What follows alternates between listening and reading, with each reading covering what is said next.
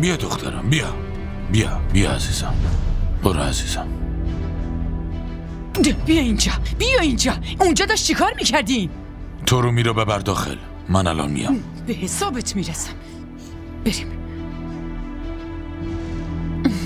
سلام، خوش اومدی. حالا چرا اومدی داخل؟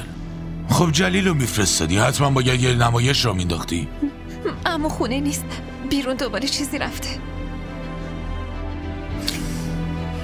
این پولو بگیر، از داروخونه نزدیک واسه مامان دارو بیار، حالش خوب میشه.